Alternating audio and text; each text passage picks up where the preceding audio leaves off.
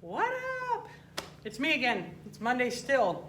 I'm getting ready to meet with your parents in a second, but I'm going to go ahead and finish up this PowerPoint. We only have about 35 more slides on the Great Depression, and then we'll be moving on to world events and foreign policy and World War II. The New Deal initiated further government regulations of banks and public utilities, water, electricity, and established a watchdog agency to oversee the stock market so people wouldn't buy stocks on margin all of the time. FDIC, Federal Deposit Insurance Corporation, was created insuring bank deposits up to $5,000. That was a lot of cash, a lot of flow going on back then. It was indeed intended to reduce bank failures, and it did. Before Roosevelt took office, March of 1933, inauguration, he doesn't go to his inaugural balls. He goes that night back to the White House and immediately starts working on the banking crisis, has a bank holiday for 5 days, Sunday plus 4 more, right after he's inaugurated, and creates a Federal Deposit Insurance Corporation. It still exists today in every bank in America, so that if the banks, there's a rush on the banks, all of the money, it's still, you're going to get your savings. Everybody that lost their savings before 1933, screwed. Nothing. Nothing. Nothing. Nothing. It's sad. That's sad. In 1933, the Federal Securities Act, aka the Truth in Securities Act. This is a fiduciary relationship. Fiduciary means that you have to have trust. Fiduciary. Banking, stocks, it is considered a fiduciary relationship. You have to be able to trust the people that you are handing massive amounts of money to. So the Securities Act is called the Truth in Securities Act, and it required stockbrokers to provide sound information to investors. They couldn't tell them whatever they wanted to hear. They had to tell the truth. Fiduciary relationship. Securities and Exchange Commission. 1934, the Securities and Exchange Commission, the SEC, still exists, so that's called a reform program. Same with the FDIC. They are reform programs if they still exist today. It was created as a watchdog administrative agency over the sale of stocks. So if anything shady goes on with stock sales, then you can be arrested and sent to prison. What? So we talked about sharecropping. We talked about the Deep South and the poverty in the Deep South. So this is the beginning of electrification, that they finally are getting electrification in the Deep South. But this is what it looked like where sharecroppers lived. And again, most people were white. All of the black people in the Deep South were generally sharecroppers. But most of the sharecroppers were still, the lion's share was still white people, poor white people. They have no electricity inside before this time. They have no heat. They have no anything. No running water, no plumbing. Come on, people lived like this. I'm sorry. I'm sorry, little boy. I'm sorry. That's sad. New Deal reformers wanted to spread the availability of electricity, but hated the price gouging by public utilities. Price gouging by public utilities. Government-run utilities would jack up the prices because they could. So we made sure that couldn't happen anymore.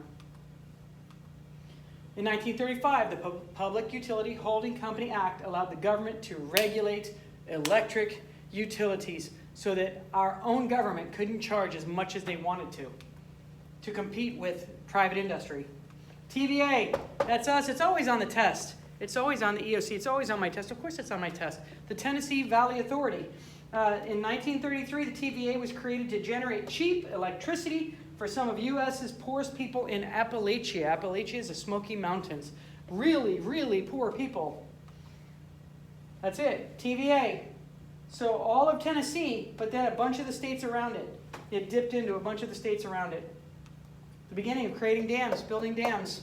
Built dams on Tennessee River, vastly improving lives of 2.5 million people. 2.5 million people finally get to have electricity. That's a lot of people.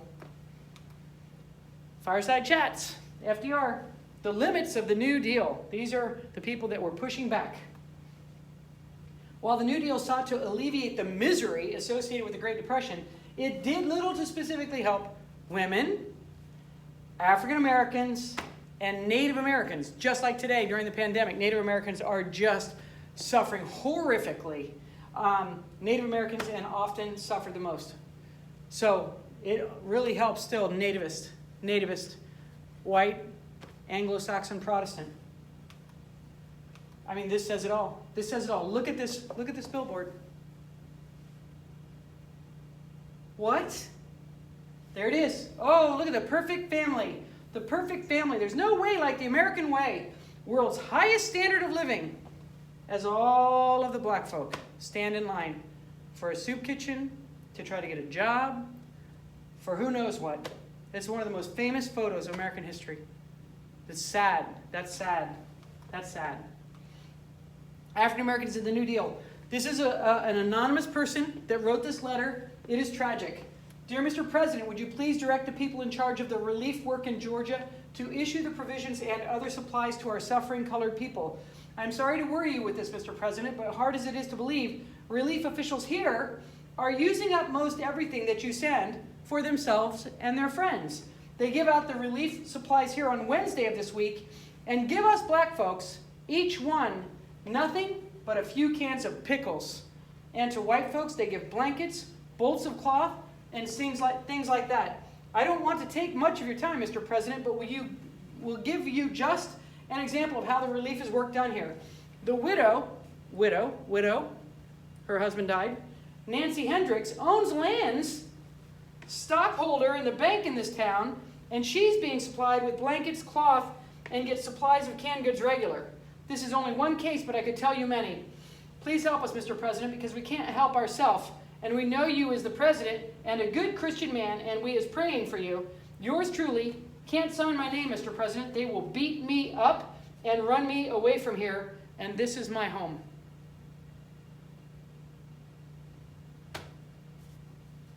So the relief supplies were supposedly delivered by the wealthier citizens in town, and even the black people got barely anything, and then the wealthier citizens kept stuff or distributed it to the white Anglo-Saxon Protestants.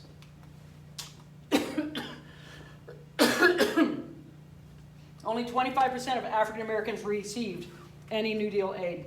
But FDR did appoint some African Americans to administration posts. They were referred to as the Black Cabinet.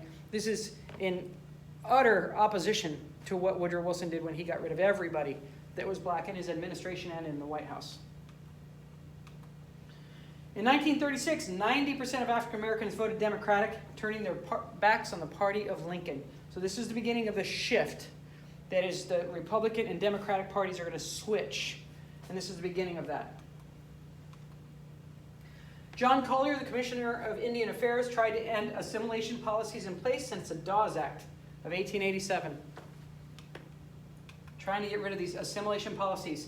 In 1934, Collier promoted the Indian Reorganization Act, encouraging the preservation of native tribes' culture and traditions.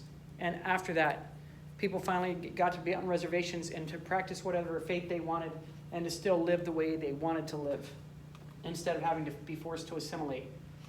This is another famous picture.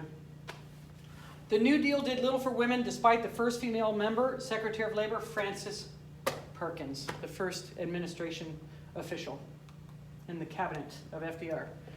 Okay, and his challenges to the limit of executive power. FDR won a landslide re-election in 1936, and flush with power, he sought control over the Supreme Court with the court packing scheme. It's called that. But critics denounced the threat to checks and balances and the abuse of executive power. They said he's gone too far, that he's power hungry, power mad. Alfred Landon, GOP, ran against FDR, who criticized FDR's spending but supported most of the New Deal programs. So he supported the alphabet programs, the alphabet soup, but he still criticized him. And he gets swamped, destroyed, 523 votes to 8. Bye-bye. Lame duck amendment. The terms of the president and vice president shall end at noon on the 20th day of January, and the terms of senators and representatives at noon on the 3rd day of January. The Congress shall assemble at least once in every year, and such meeting shall begin at noon on the 3rd day of January.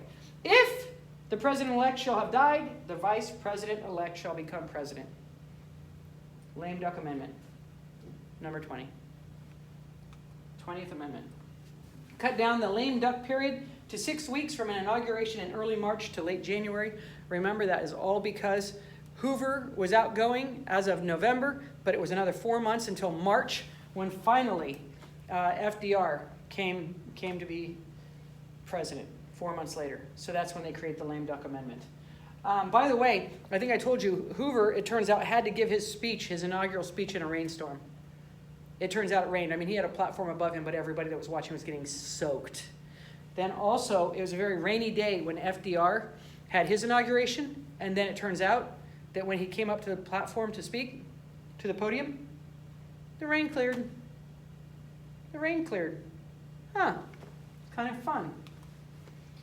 Listen, I don't like your decisions. From now on, you're going to have to work with someone who can see things my way. Roosevelt. FDR at the Supreme Court. FDR controlled Congress, but the Supreme Court greatly frustrated him by blocking his New Deal decrees. So we have a basis of separation of powers in the United States. So we have three different parts of government. The Supreme Court, the executive branch, and the Congress, which is the legislative branch. And so he controlled the Congress, but he did not control the Supreme Court. And they went at him. He had a lot of issues with the Supreme Court.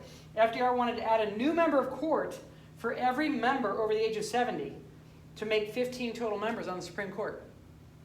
He had pushback.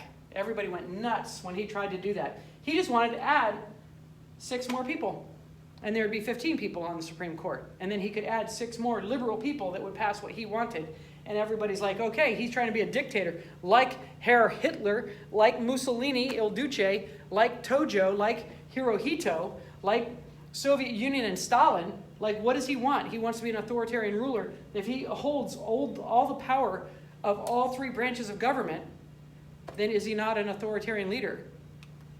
This is in the highest, most significant period of authoritarianism in America, in the world. Congress finally voted against FDR, who they deemed a serious threat to the U.S. system of checks and balances of 3 branches of government. He already owns the Congress, but he cannot get his hands on a Supreme Court. See? They're like, what are you doing? What are you doing? What are you doing? What are you doing? You're trying to become a dictator. President Roosevelt's plea for power to pack the Supreme Court. Absolute political control of our courts. They're saying he was trying to be a dictator. Critics accused FDR of trying to become a dictator, which was concurrently happening all around the world in many nations already by this time. FDR's court packing scheme failed, but some justices started voting his way as a result. Even the conservative Owen J. Roberts. So even a conservative started to vote similar to him because he was afraid that he would force this court packing scheme through. So it did help him to get more legislation past the Supreme Court as a result. So he switched, so that's a 5. So those 2, it's 3, and then against 1, 2, 3, 4.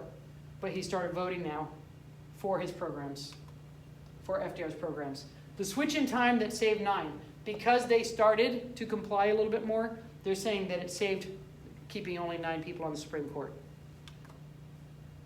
Work Relief Project, rebuilding the self-respect of 1.5 million American workmen. Assessing the New Deal. FDR permanently enlarged the role of the federal government in the U.S., and although the implementation of socialist elements helped preserve our capitalist system, the New Deal made the Great Depression more tolerable rather than ending it. So some people believe that it didn't help, that the Great Depression didn't help. It just made it tolerable. But as you know, the only thing that gets us out of the Great Depression is the militarism for World War II.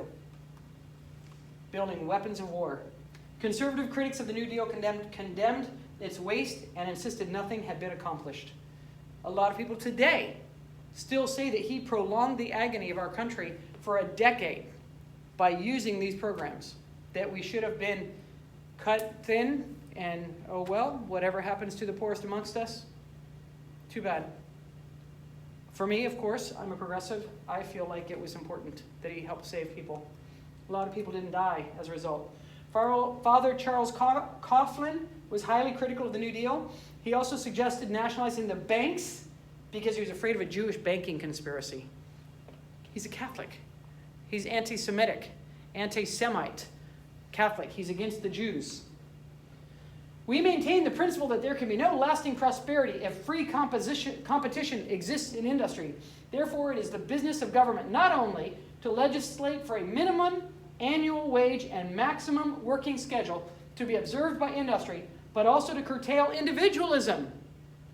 that if necessary, factories shall be licensed and their output shall be limited. Curtail individualism. Man, that's worse than rugged individualism. Bro, what? Stop that. No, man, no.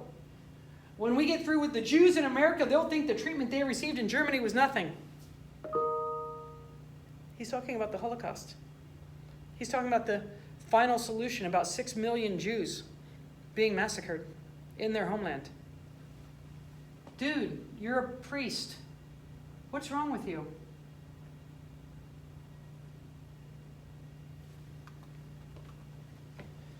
Critics hated FDR's try-anything attitude, which increased the national debt from $19.487 million in 1932 to $40 million in 1939. Doubled it in 7 years.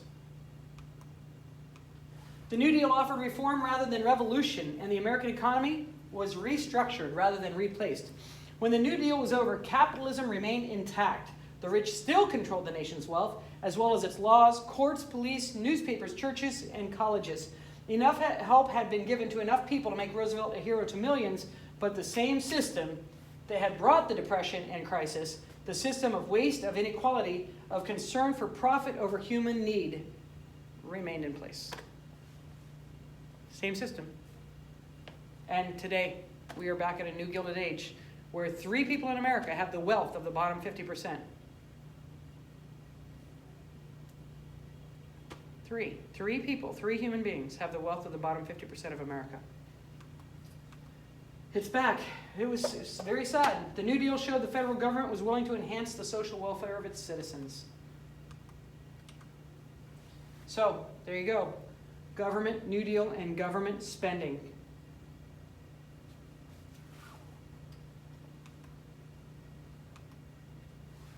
The New Deal was only partially successful in reducing unemployment and reviving the economy. The New Deal made Democrats the majority party and mostly comprised of African Americans, union members, the workers, the laborers, farmers, poor people, and progressives like me. Most importantly, despite FDR's efforts, the New Deal did not end the Great Depression. World War II did. Militarism for World War II. The federal government now clearly reigns supreme over state and local governments. It has stayed that way since. Oh, wanted carpenters and skilled mechanics. After FDR, the federal government was now responsible for the regulation, maintenance, and control of the nation's economy. That's still the way. That's still it. The federal government is responsible for the economy. Bye. I'm going to go talk to your mamas and papas. Have a great day.